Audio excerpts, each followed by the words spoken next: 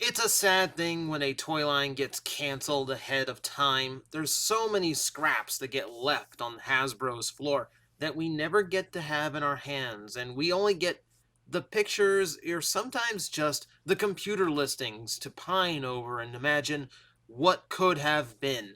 I think none of the lines hit as hard as animated did. The toy line was beloved for how they were able to get such fluid characters into transformable objects, and the engineering level is so advanced, like even by today's standards. It's just really smooth, really intuitive design, and like one of the more exceptional toy lines for just a design and engineering standpoint. And the series itself, because the show was so good, is just beloved. Unfortunately, it got cut short ahead of time. They thought they were going to get a season 4, cut down to season 3, which meant quite a few toys ended up getting left on the floor. So we're going to look at all of them today and give just general thoughts on each and every one and just think together what could have been if animated got to continue. If you like what you see today, remember to hit like and subscribe on your way out, and if you're so inclined to help the channel grow and continue to produce videos at this rate, please consider a buck or two in my Patreon campaign at patreon.com/TJOmega. I thank you all for your support. Let's talk toy. We're going to start with the ones that technically did come out, because while Hasbro was unable to release them eventually, Takara did. And I think the most famous one of all was Blackout. I can remember being at BotCon in 2010 when this toy was brand new and every seller just had stacks of this toy that were all gone before the first day was even done, including mine. I bought one. That's where I got mine. It's not a bad toy. Like, for some reason, the arms didn't get like universal shoulders, which that hurt it, and it got like bicep curler elbows. So it's not the greatest toy animated came up with. It does look good. Like, and you look at the silhouette of the vehicle, how it creates this smooth shape in the vehicle, and then it opens up to create this Wilford Brimley robot mode, but the body is so smooth. Like, it doesn't even look like that's possible, but it is, and that's like the way animated was. Like, it's just so fluid. The toy design itself, of course, it's designed after movie Blackout, one of the few non G1 characters adapted into animated. This did see release by Takara in a more gray color scheme, more closely colored after Blackout from the movie line.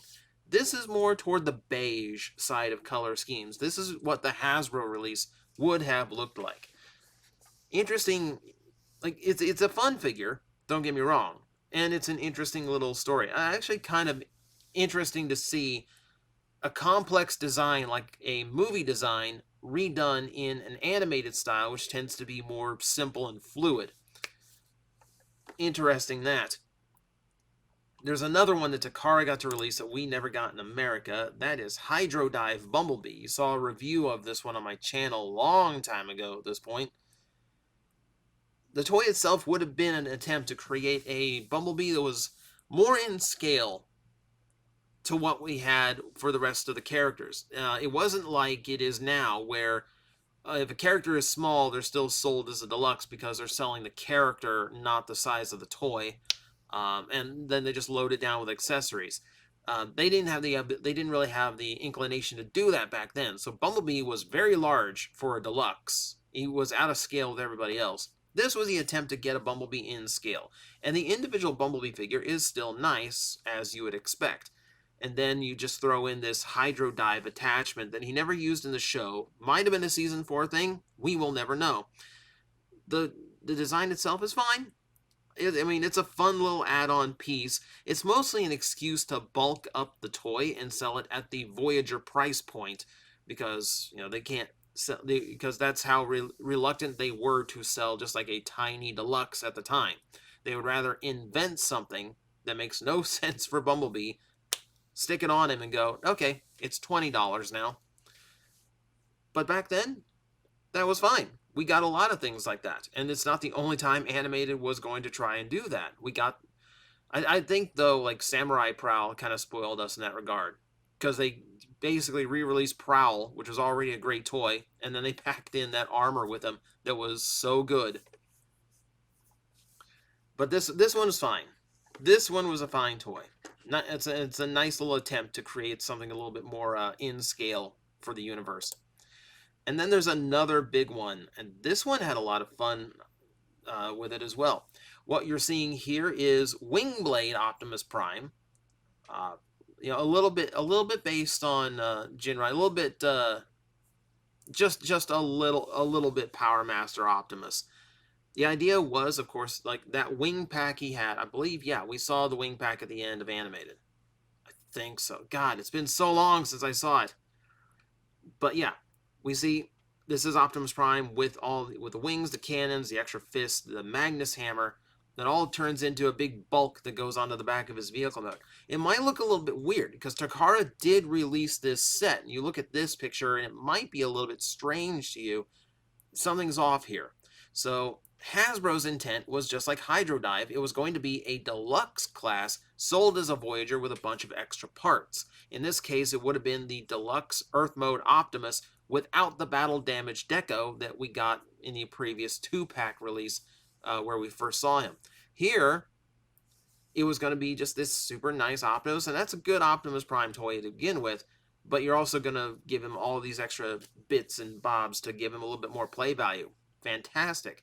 But the armor is also compatible with the Voyager. You remember how, I just told you how good the engineering in Animated was? That's how good we're talking.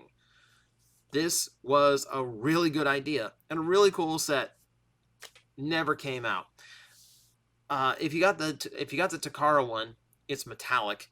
The armor itself is metallic, and the prime you get with it is all translucent. So to get a solid Wingblade Optimus Prime, the way they intended, you need to have both the first Takara release, which is metallic, and then the second Takara release that has the wing pack, and combine those. Pretty expensive to do today, but back then, oh yes, people did it. Something like that will raise the price on both of the toys very rapidly. We also had a ton of repaints that got nixed, which this is also, this I feel like is a lost art in Transformers these days, where they were actually willing to come up with new color schemes that still gave you the impression of the character, but wasn't. It still gave you a very different feel. And I really wish they would go back to things like that. I wish they had the guts to do that, because it gives you such good opportunities to play with the characterization and just the color scheme of the mold, and sometimes it brings out some really cool things. Mudbuster Bulkhead here is not a particularly special example, admittedly. It's the Bulkhead toy with a few parts changed to black. I do like how it blends correctly. So it's like the back end and then the lower section of the vehicle mode. It does look nice, and I kind of dig this like caution stripe / tread mark going over him. I mean, it's an interesting little thing, but this is not the best of decos.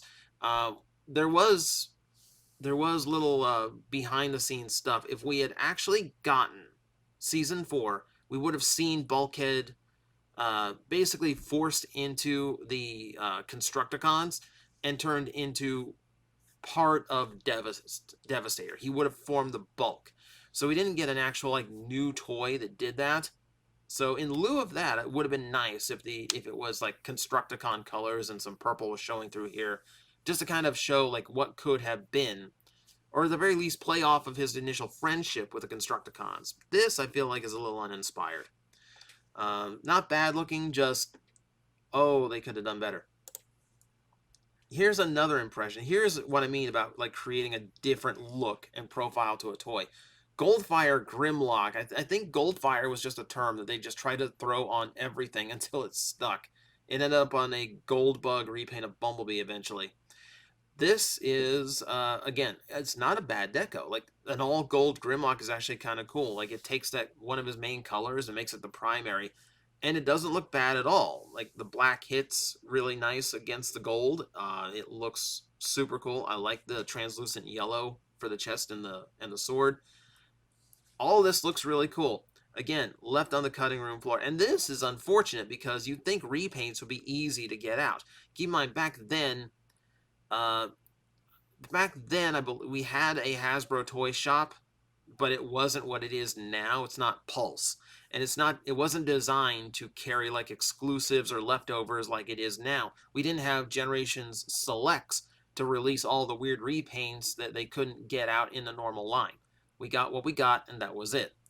These days, like this is where I feel like Selects could really do some bang up business, is to actually do a lot of these repaints from animated that never saw the light of day. Money waiting to happen. Like I'm hoping at some point that actually does come to pass. But for now, he is left in the ether. It's just a shame because I kind of like all gold Grimlock.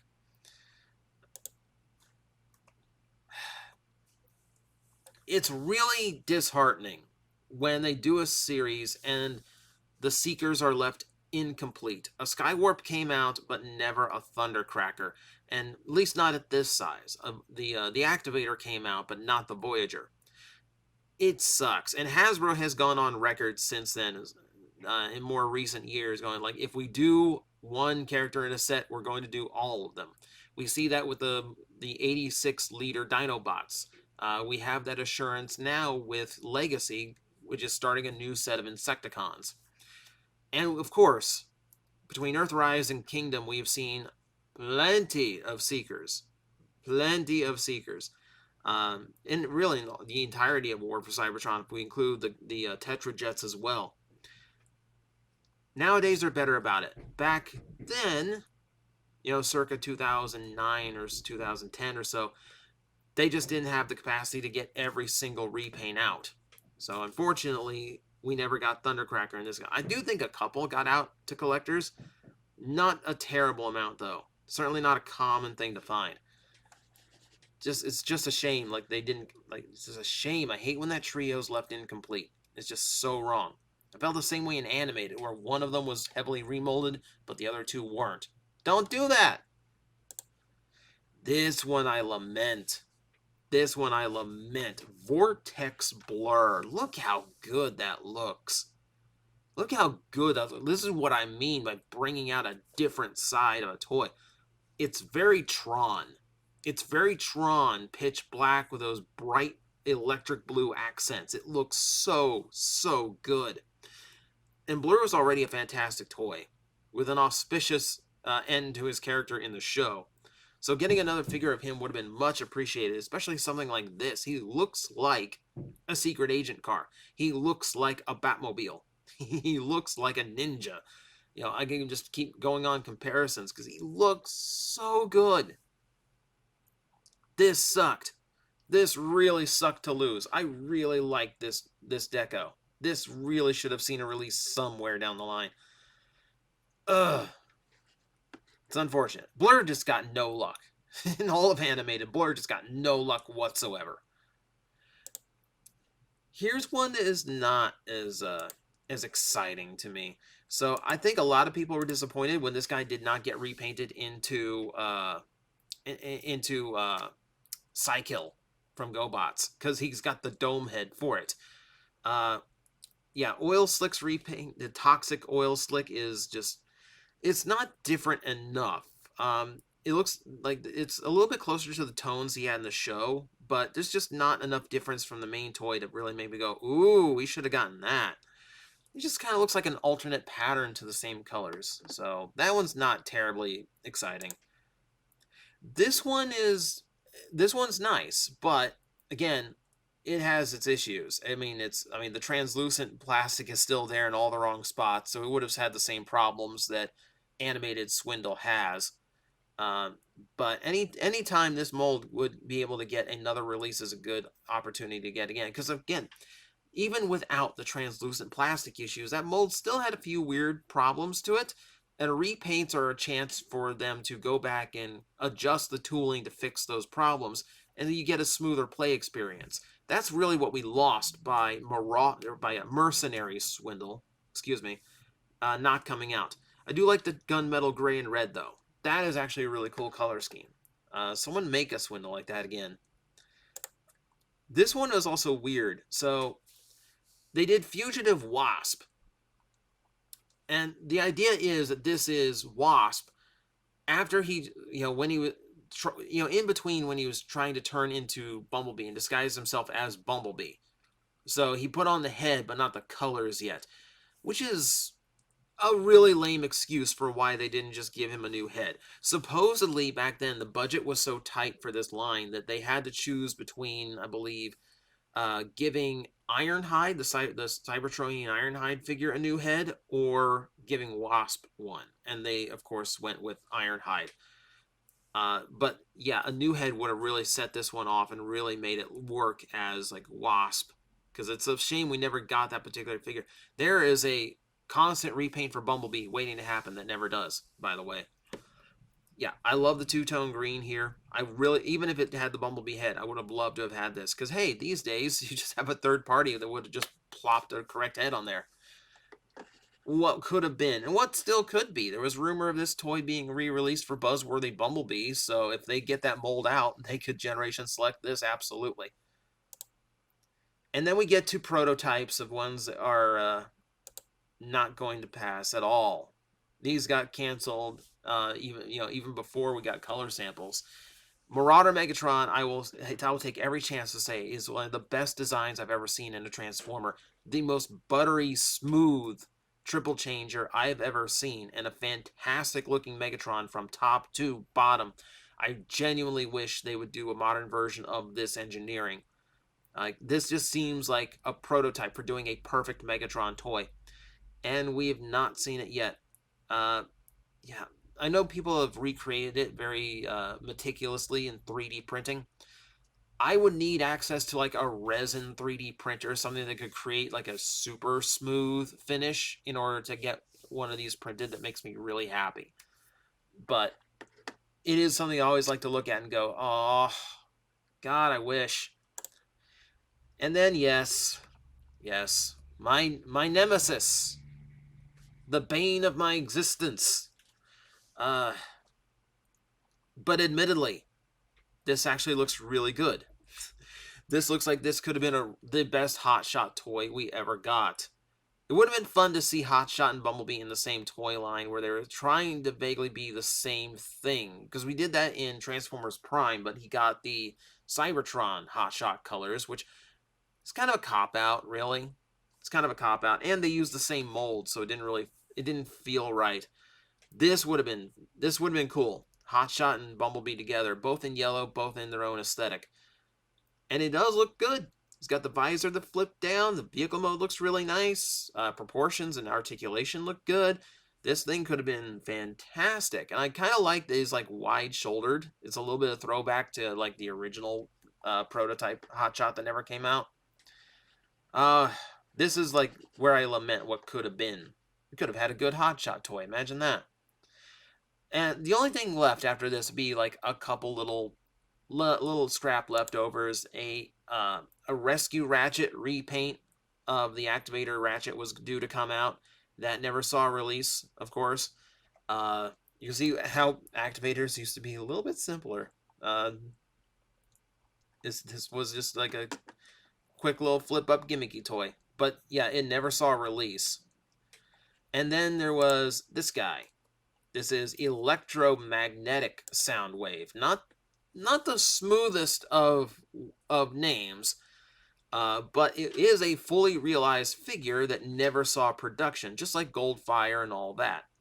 Now, there was a small run of these. According to TF Wiki, around a dozen or so actually made it out of Hasbro and got into collectors' hands. So this one is actually floating around out there. Now,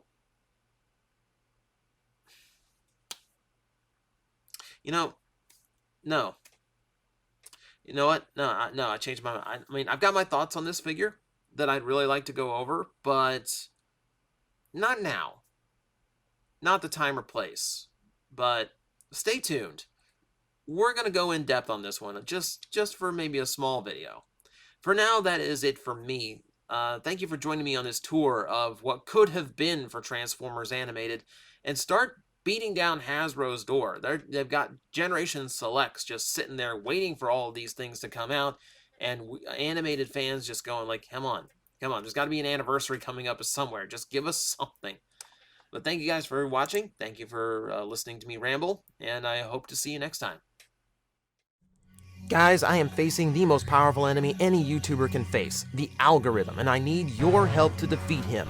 Hit the like button, hit the subscribe button, hit the notification bell, and leave a comment. Every time you do, we attack that algorithm and we drive it back until it can no longer defeat this channel.